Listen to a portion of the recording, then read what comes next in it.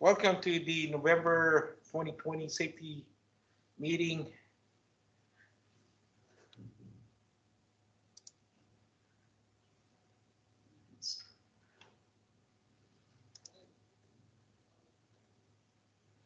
Our vision, we will deliver the best customer experience when industry leading in safety, reliability, innovation. What does it mean to you? What part do we play in achieving this vision? Number one is safety and also customer service.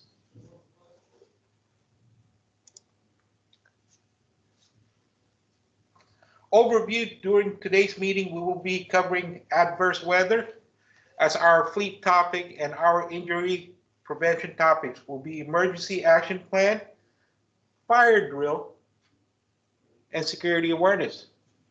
Following that, we will watch a video on active shooter and human trafficking.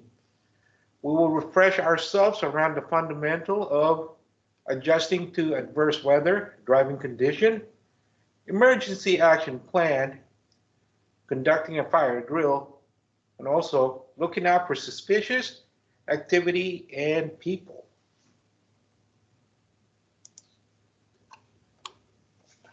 Part one of fleet safety is adverse weather.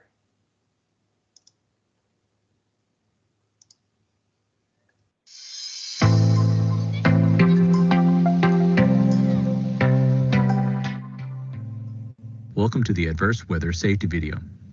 This video will discuss the effects of adverse weather on driving and what you can do as the professional operator to mitigate the hazards associated with driving in adverse weather conditions. Weather can change in an instant, and you never know when you may have to drive through it. Weather conditions you will experience are rain, snow, sleet, fog, high winds, or other dangerous conditions. These conditions change the way you drive, and you need to be prepared.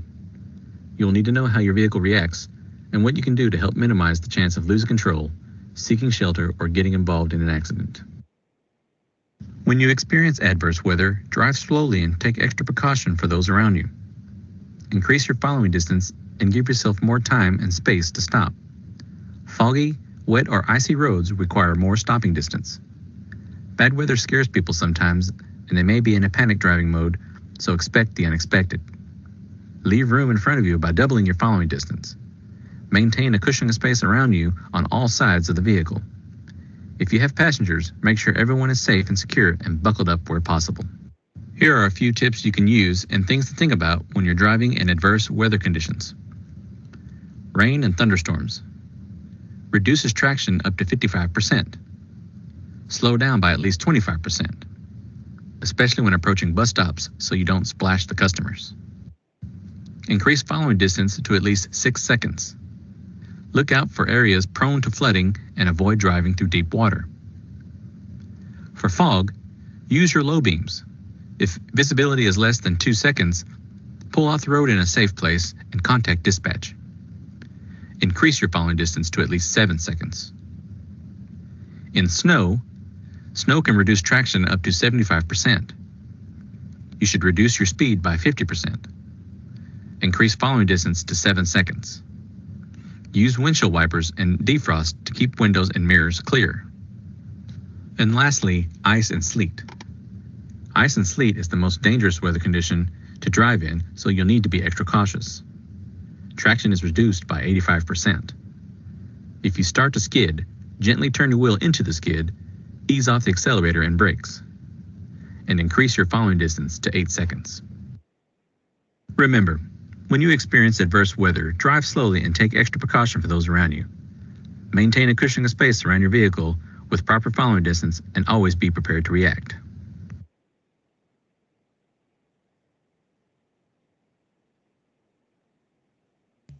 Question number one, what type of weather condition might you experience?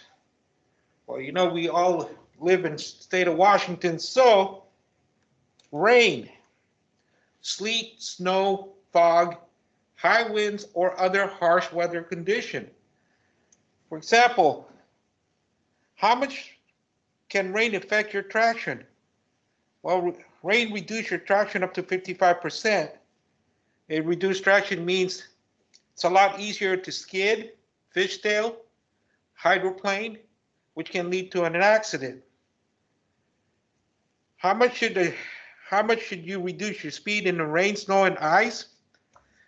Well, we reduce your speed by 25% in the rain, reduce your speed by 55% in the snow, and reduce your speed by 66% in ice.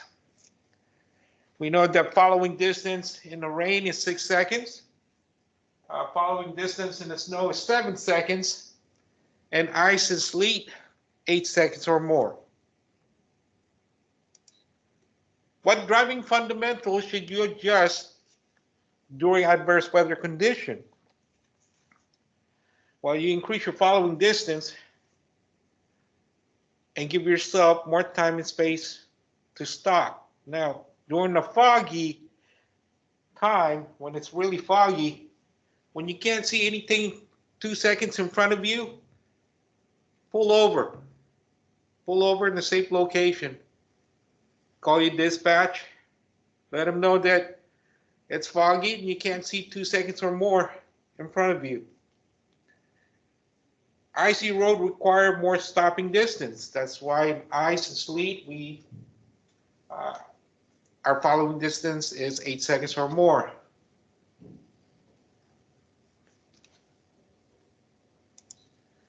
Why is ice and sleet the most dangerous road condition to drive on? Well, you reduce your traction by 85%, and you need to increase your following distance to at least 8 seconds or more.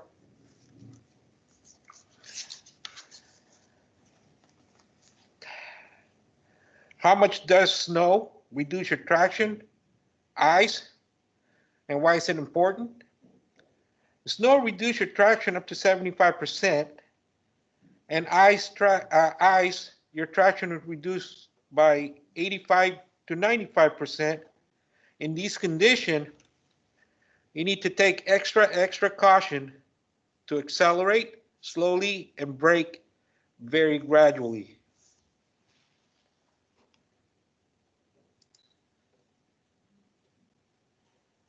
Now we're gonna cover injury prevention, part 2, emergency action plan and fire drill.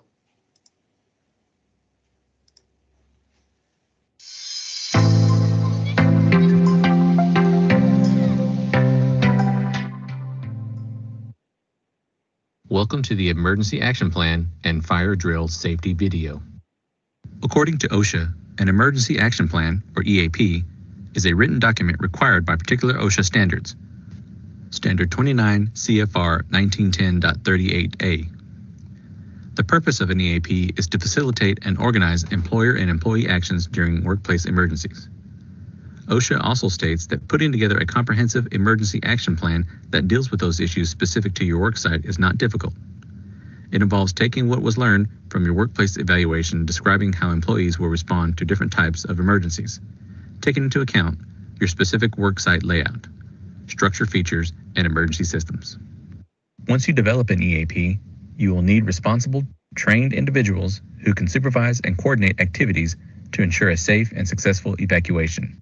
Get with your safety manager or division manager to find out more about your specific EAP. Next up, fire drills. You should conduct a fire drill for your facility and bus or other transit vehicles to ensure that you know what to do in case of a fire. Your fire drill should include a scenario of a fire. For example, a fire drill on the bus should include the following steps. Shut off all electrical power. Notify dispatch immediately and request fire and emergency assistance. Evacuate the vehicle immediately. Do not open up the hood or engine compartment if smoke or fire is present. Attempt to extinguish a fire only if you are certain that what you are doing is safe. Use the PASS technique. PASS stands for pull, aim, squeeze, and sweep. Pull on the safety pin, pulling hard enough to break the seal if one is holding the pin in place. Position yourself upwind of the fire and don't breathe the smoke. Remain as far away from the flames as possible, letting the wind carry the fire retardant toward the fire source. Aim the fire extinguisher at the base of the fire, not the flames, so you can affect the area that is actually burning. Squeeze the handle to activate the extinguisher. Sweep the extinguisher back and forth across the burning material. Continue extinguishing until whatever was burning has been cooled.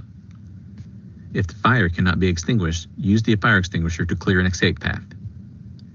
The fire extinguisher can be used to break through a window if you become trapped or only have that exit option.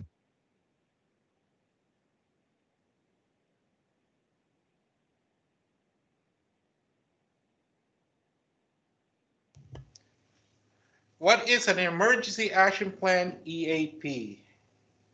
Well, according to OSHA, an Emergency Action Plan, that's EAP, is a written document required by particular OSHA Standard 29 CFR 1910.38a. The purpose of an EAP is to facilitate and organize employer and employee action during a workplace emergency. As we know, that we have evacuation plan in our building, and it all posted right on the fire extinguishers. If you are office people and you're evacuating to the rear door, you need to evacuate to the rear of the parking lot next to the building next to us by the movers. The other evacuation is by the smoke area, right when you leave base, just right outside the fence.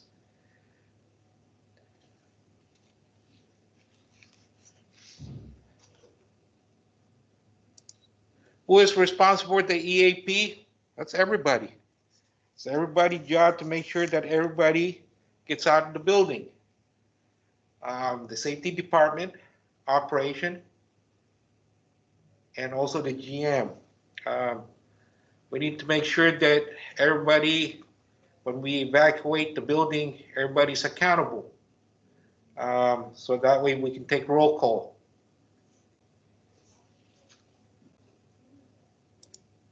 Why is conducting a fire drill important? Well, conducting a fire drill is important so everyone in the organization will know what to do and where to go in case of a fire. It helps prevent injury, even death. It reduces panic and keep everyone calm and safe. First step, just in case of an emergency, is to shut off all electrical power. Notify dispatch immediately and request fire and emergency assistance. Evacuate the vehicle immediately. Do not open the hood or engine compartment if smoke or fire is present. Attempt to extinguish a fire only if you are certain that what you are doing is safe. If the fire cannot be extinguished, use the fire extinguisher to clear an escape path. The fire extinguisher can also be used to break through a window if you become trapped or only have the exit option. Now we're talking about the bus now. If you need to evacuate the bus, make sure that you evacuate your client and have them follow you 100 feet from where the fire is. What should you do with a passenger if there's an accident? Don't assume you have to evacuate if the vehicle isn't badly damaged and there's no danger of being struck by other vehicles. Keep the passenger on board. But if there is an immediate risk, then evacuate your vehicle. Immediate risk means fire.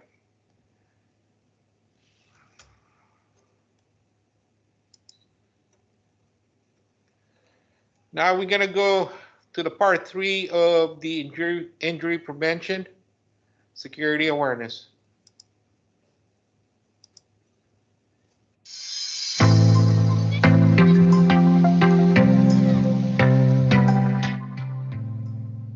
Welcome to the Security Awareness Safety video.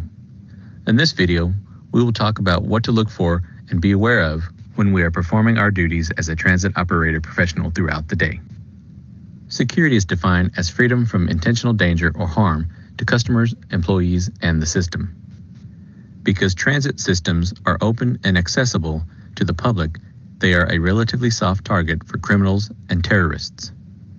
As a driver, you must remain alert to unusual or suspicious activity on and around your vehicle. Since you will be familiar with your operating environment, you are in an ideal position to recognize what is normal and what seems out of place. As members of the community who see and observe things that happen around the area each day, it is our responsibility to make sure we observe and report any and all suspicious activities or situations. When it is appropriate to do so, we must take action in a timely fashion and enforce our security measures. If you see something that seems out of the ordinary and potentially hazardous, it should be immediately reported to dispatch, who will take the appropriate actions and/or notify the appropriate authorities. If you feel that your safety is in danger and you do not feel that you can describe the situation in depth to dispatch, for example, a passenger standing next to you, you can use a panic button, if available, or contact dispatch to call 911. You have probably heard of someone leaving a suspicious package or backpack somewhere with the intent to cause harm. Sometimes these have explosive devices in them or some sort of mechanism meant to cause harm. These are the types of things that you need to be looking for. Here are a few examples of what to look out for and what to do. Look for the items that appear to be out of the ordinary. Apparent attempt to be hidden.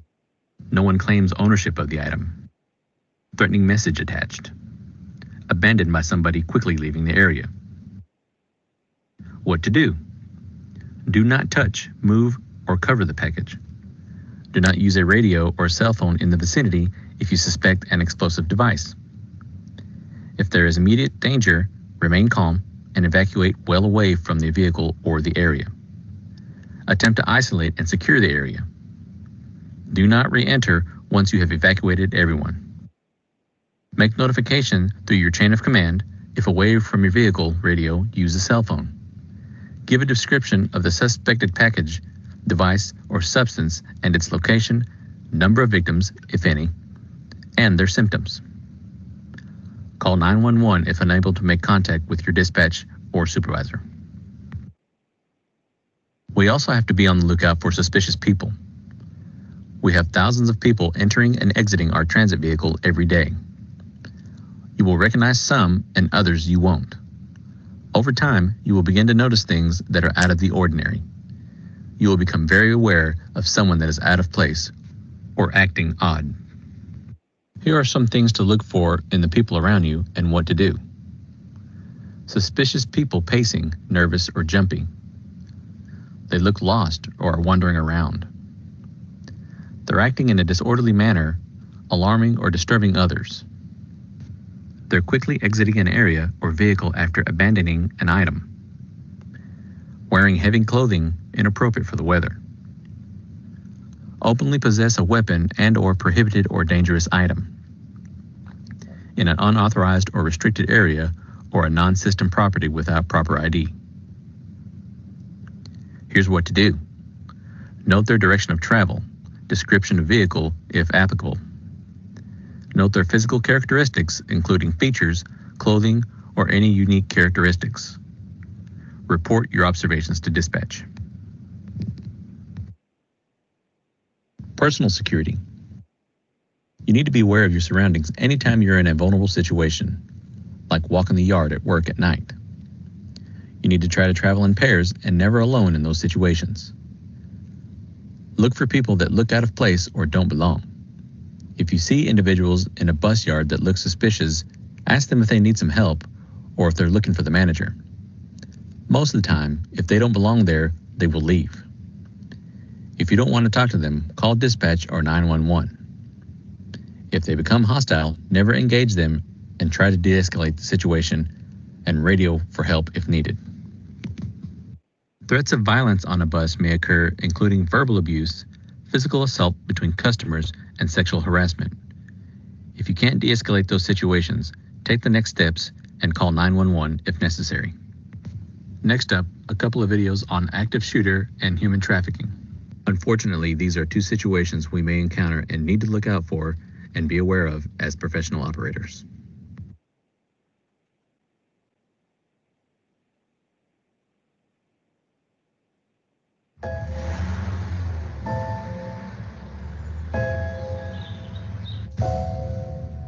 It may feel like just another day at the office, but occasionally, life feels more like an action movie than reality. The authorities are working hard to protect you and to protect our public spaces.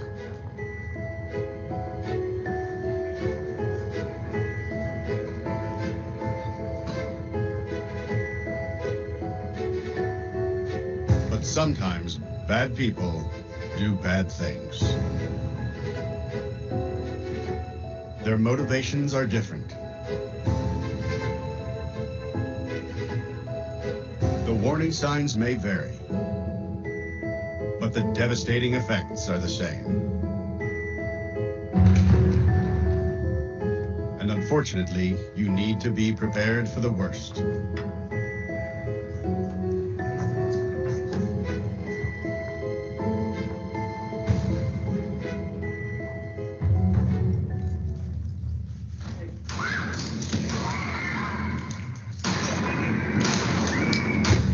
If you were ever to find yourself in the middle of an active shooter event, your survival may depend on whether or not you have a plan. The plan doesn't have to be complicated. There are 3 things you could do that make a difference. Run, hide, fight.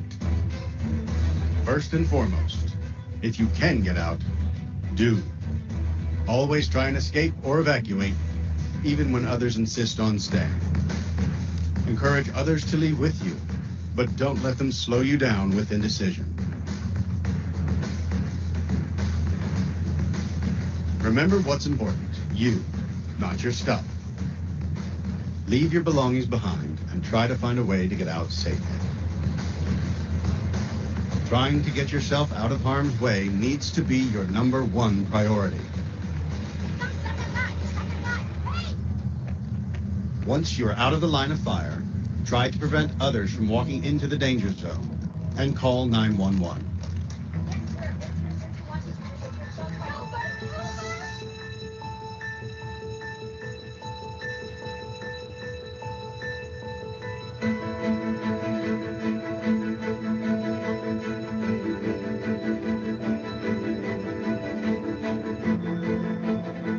If you can't get out safely, you need to find a place to hide.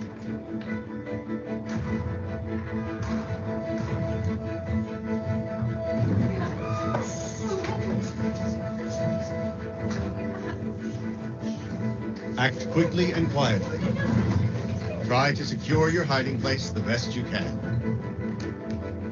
Turn out lights, and if possible, remember to lock doors. Silence your ringer and vibration mode on your cell phone. And if you can't find a safe room or closet, try to conceal yourself behind large objects that may protect you. Do your best to remain quiet and calm.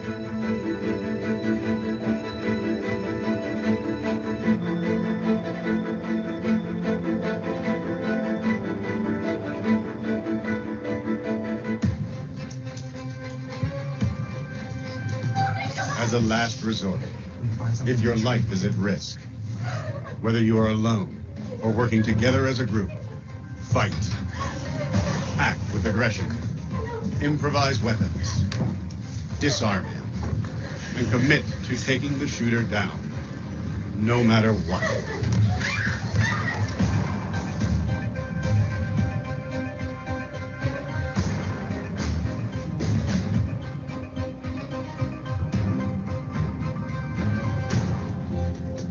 Try to be aware of your environment.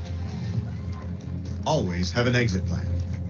Know that in an incident like this, victims are generally chosen randomly. The event is unpredictable and may evolve quickly. The first responders on the scene are not there to evacuate or tend to the injured. They are well trained and are there to stop the shooter.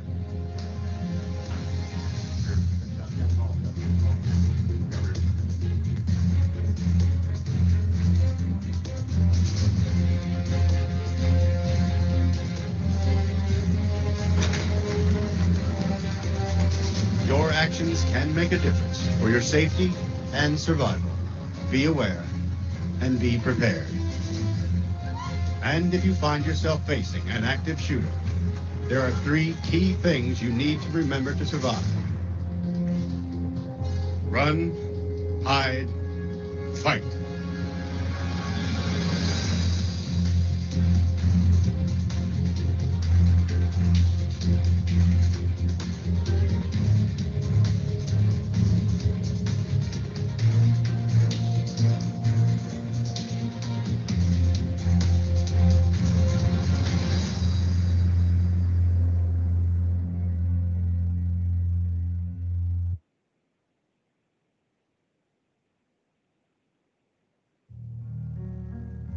The U.S. Department of Transportation and the Federal Transit Administration are committed to detecting and deterring human trafficking on public transit and other modes of transportation.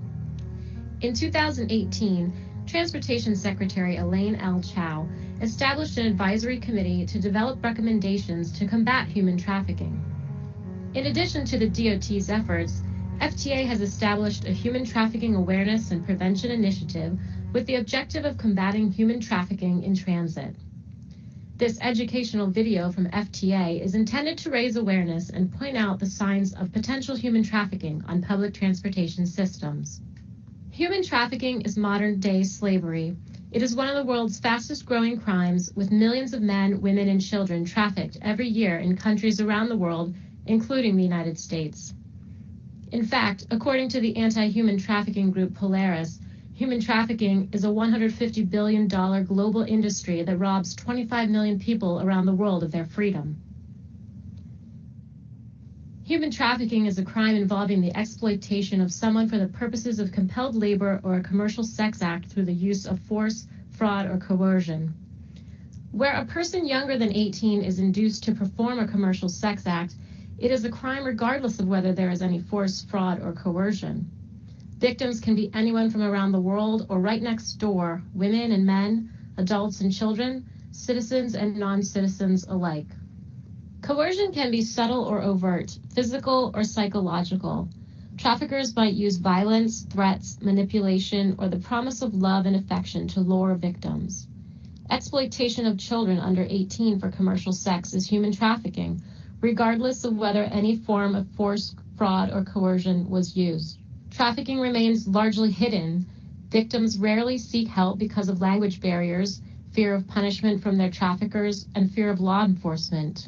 Although human trafficking does not require travel, almost every type of human trafficking intersects with transportation systems at some point. Trafficking victims are moved using all modes of transportation, including transit. U.S. DOT leads Transportation Leaders Against Human Trafficking, a multi-agency federal initiative focused on the prevention of human trafficking through policy, training, and education. The initiative builds awareness among transportation operators and the traveling public to fight the spread of trafficking in the U.S. Transit buses and light rail and subway systems may be a mode of transportation used by traffickers because of the low cost and limited interaction with officials. They allow more anonymity in obtaining fare cards and less attention from frontline transit workers. Although sex traffickers recruit victims wherever opportunities present themselves, bus stops and train stations present especially good locations. Traffickers are particularly interested in the runaway and homeless youth in these venues, which may serve as shelters of last resort. A 2017 Polaris survey of trafficking survivors bears this out, finding that 63% of survey respondents use mass transit, such as public buses, subways, and publicly accessible transportation services, including long-distance buses, taxis, and ride shares. Public transportation also plays a role for victims attempting to escape. A survivors survey found that 26% of respondents used public transportation in at least one of their escape attempts. Buses are the most frequently used method of escape because of the relatively low cost and high levels of safety. These survey results underscore the need for transit agencies to be actively engaged in deterring human trafficking through awareness programs for both employees and passengers. Some transit agencies are taking steps to ensure their employees are trained to identify and report potential trafficking situations. Training often includes raising awareness of clues and suspicious behaviors that may indicate the occurrence of human trafficking. This video is meant to supplement agency-specific training on human trafficking and reflects a renewed federal focus to combat human trafficking under U.S. DOT's Transportation Leaders Against Human Trafficking initiative. The following are definitions of human trafficking and trafficking victims.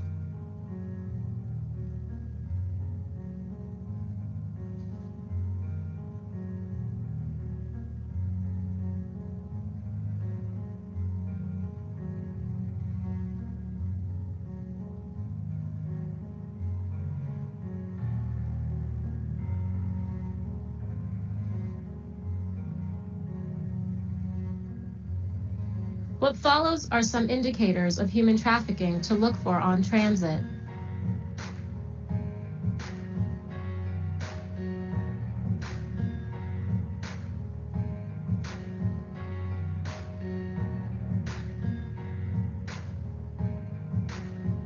Suspicious behaviors that can be associated with human trafficking include some of the following.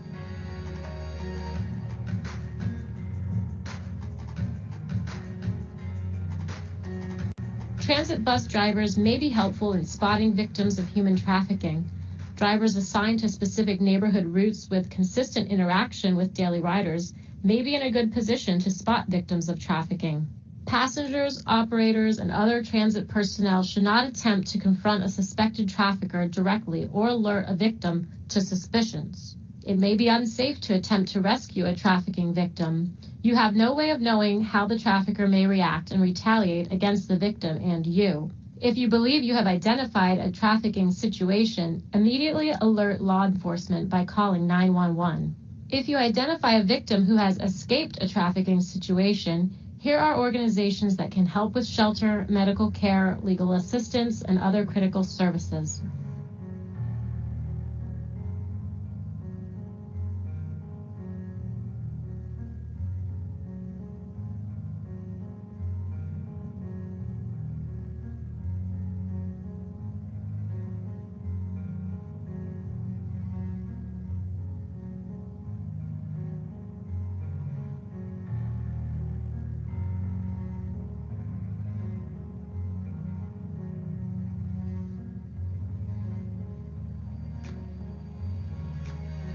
As a public transportation employee, you have the opportunity to help. Stay alert and report suspicious behaviors. Recognizing indicators of human trafficking is the first step in identifying victims and can help save lives.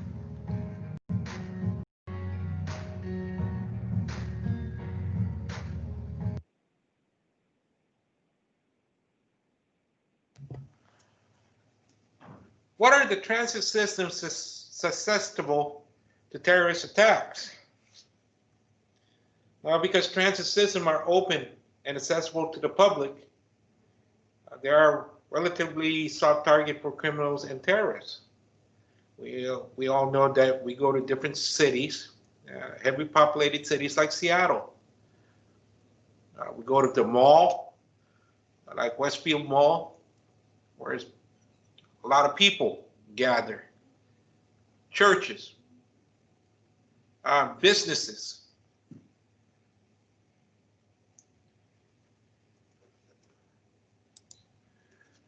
What can help you determine if someone has placed a suspicious package on your bus? Here's a few examples of what to look for. Look for items that appear to be out of the ordinary. People carry backpack. Sometimes they leave it. Purse or other bags that they might forget to carry with them when they're deboarding the bus. That's why it's very important that we check if we're deboarding a passenger, we all check to make sure that they're not forgetting anything, any belongings. We want to make sure that they carry the belongings out of the bus. A parent attempt to hide things. No one claimed ownership of the item. Example, if you see a backpack and they want to admit that that's their backpack, better call dispatch. Have them call 911. Get them checked. Threatening message, attach. Any messages that attach to a package that does not look right or doesn't sound right to you, call your dispatch. Have them call 911. Abandoned by someone quickly leaving the area. Sometimes when they want to leave something, they want to get off the vehicle right away. Notify your dispatch and call 911 again. And make sure that if you're suspicious about the package, stop the bus, evacuate your passenger. Make sure you don't use cell phones. Make sure you're 100 feet away from the bus. Call dispatch. If you find a telephone somewhere, and have them call the proper authority.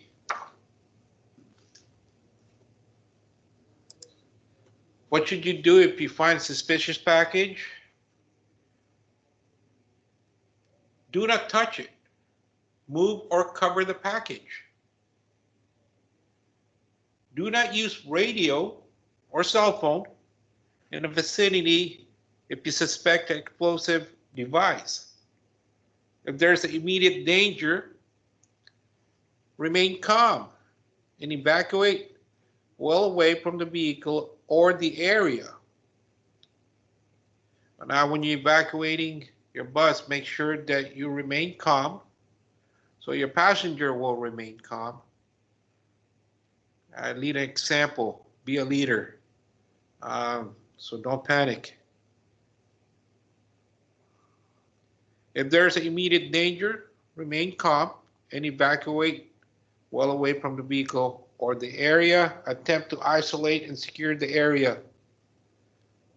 Do not re-enter once you have evacuated everyone. Make notification through your chain of command. If away from your vehicle, radio, use a cell phone. Give a description of suspected package, device, or substance and its location, number of victims, if any, and their symptoms. Call 911 if unable to make contact with your dispatch or your supervisor. Make sure that if you are unable to reach the dispatch, grab your cell phone. But make sure that when you are calling dispatch with your cell phone, make sure you are way away from your vehicle. And make sure all your passengers are accountable, so that way you know how many passengers you have in a bus when you take roll call. How do you identify a suspicious person? Well, suspicious people facing like nervous or jumpy. They might look lost or wandering around, acting in disorderly manner, alarming or disturbing others, quickly exiting an area or a vehicle after abandoning an item, wearing heavy clothing inappropriate for the weather, openly possess a weapon and or prohibited or dangerous item in an authorized or restricted area or on a system property without proper ID. You can make sure that if you see someone in a facility or in the yard, confront them in a nice way. Ask them how you can help them. Are they looking for someone? If they're not, escort them out of the yard or out of the building. If you need help, get someone close to you or someone around you. Help them. Ask them to help you escort the person out of the facility or in the yard. If they're not cooperating, let them know you're calling 911. Contact 911, contact your dispatch afterwards.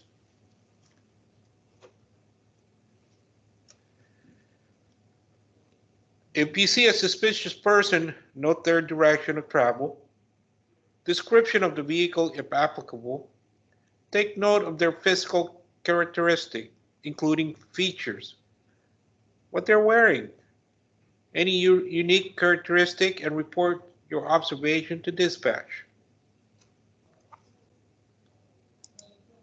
What are some important things to remember about your personal security? You need to be aware of your surrounding anytime you are vulnerable situation like walking in the yard at work at night. You need to try and travel in pairs and never alone in those situations. Look for people that looks out place or don't belong. If you see individuals in a bus yard that look suspicious, as then if they need some help or looking for a manager, most of the time if they don't belong there, they will leave. If you don't want to talk to them, call dispatch or 911. If they become hostile, never engage, I say never engage, then try to de-escalate the situation, radio for help if needed.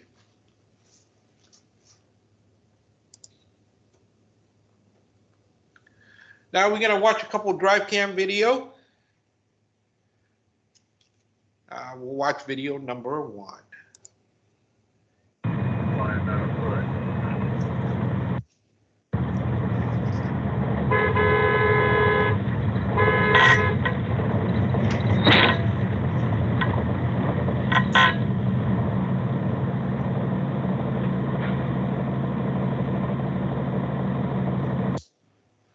I'm gonna play that video one more time.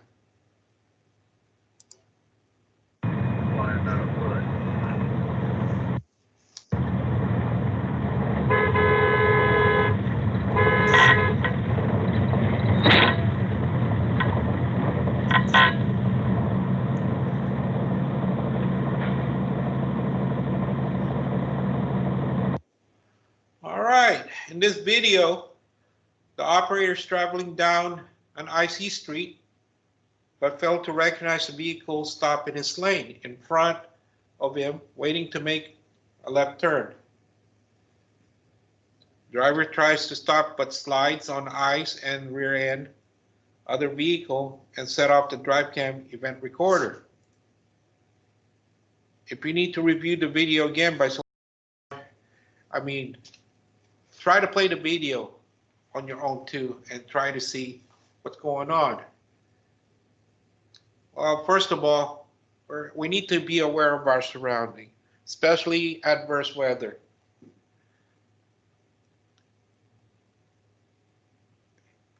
Driver have to make sure that enough space to his bus to the other vehicle. That's why we need to look 15 seconds ahead. Slow down gradually.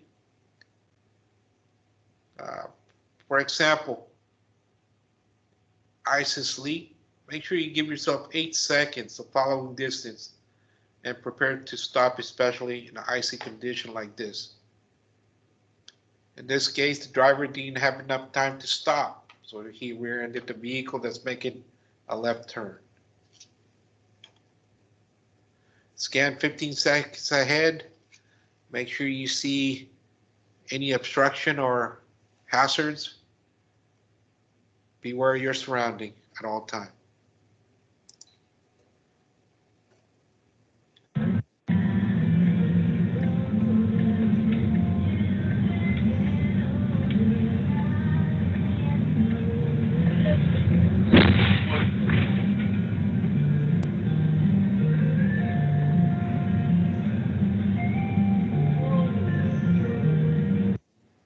All right, I'm gonna play the video one more time.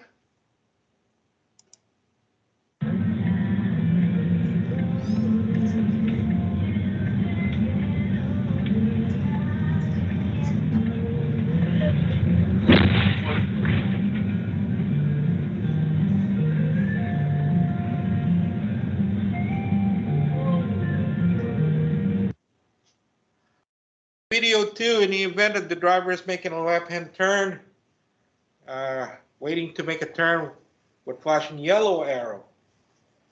She begins to make her turn but does not see the oncoming vehicle and approaching.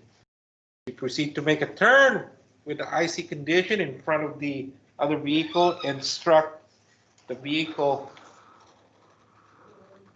What should the operator have done differently? Well, we always know that we practice a triple LC. Look ahead. Make sure the traffic was clear. Look left, right, left, straight. Waiting for a steady green arrow light.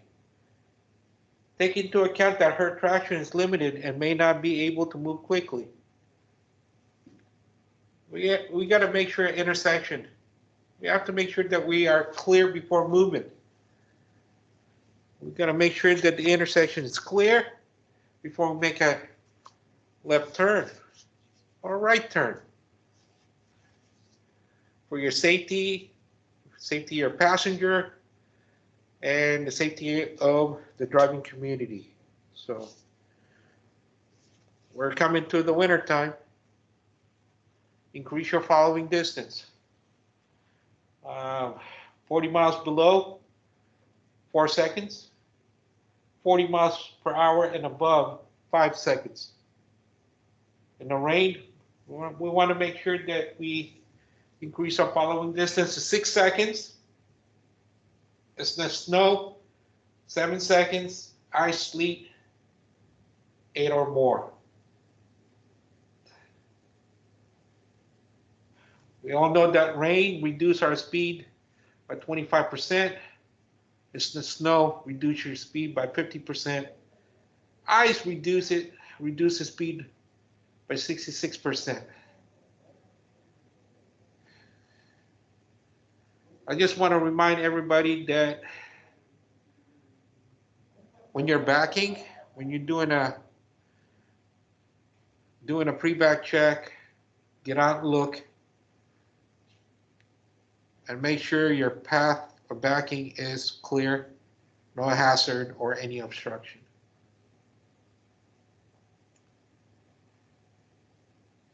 Thank you for attending the November safety meeting, or watching the safety meeting. I know it's late. Have a good day.